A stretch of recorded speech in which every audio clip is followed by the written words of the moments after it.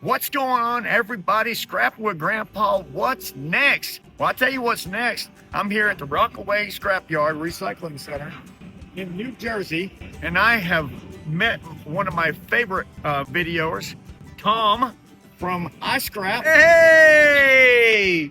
Actually, I met Charlie here, and Charlie says, hey, I'm not too far away from the Rockaway Scrapyard where Tom is at. And you're down in North Carolina. I'm from North Carolina. I was like, we got to go. We have to go and meet Tom from exciting. the iScrap channel, because I've been watching Tom for the last 3 years.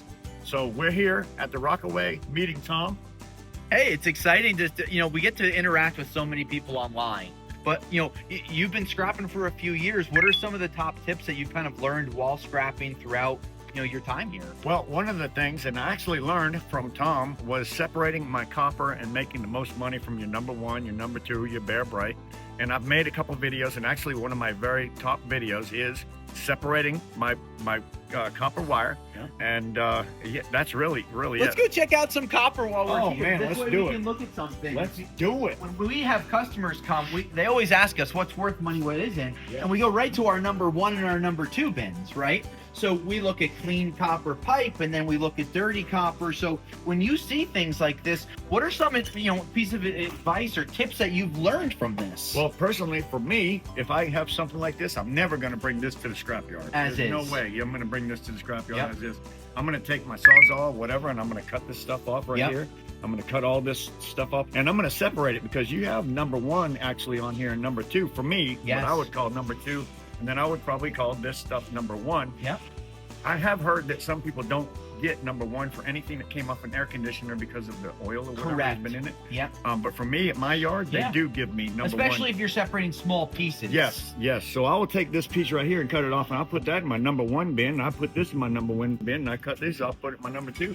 And the rest is shred metal. Same thing with this. Will you end Exactly. up? You'll cut everything. Exactly. For me, this is no way I'm going to bring this to the scrapyard like this. I'm going to cut this off and save this for number one, and I'm going to save this piece, and I'm going to throw it into my number two bin. Are there any pieces of electronics or motors or things that you've learned from watching YouTube videos that have just really helped you make extra money opposed to upgrading one or two? Or Well, yes. I mean, when I get a motor, Yeah. I always take out the guts. you take the windings out? I do, because you have number one steel, Correct. which I've learned from you. You do have number one steel in Number there. one steel, and so I take my number one steel and I put it in a bin, and I cut off all my copper, and I have a little drill that I drive everything out. Now, will you save a few of them and do a few at a time? I So do. you're not just doing the I one do. unit to save, because now you have an assembly line. Exactly. I have a 55-gallon drum, plastic drum like the barrel. Yeah. And I'll just throw all my motors into it as I go along, and then later on I'm going to make a video When you're ready. when I'm ready. I get enough of them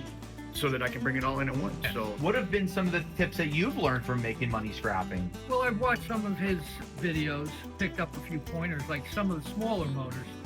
You can take the aluminum ends, the cast aluminum ends off of them. Yeah. But again, what I learned from him too is I used to, I got a motor, I break it down. Now I wait, pile them up, and when Assembly I've got line. nothing to do, it's the I'll best break way. them all down, clean them up. Yep. I'll take the guts out. You have the number one steel, you put that in another pile, instead of just, getting less money for a complete motor. Exactly.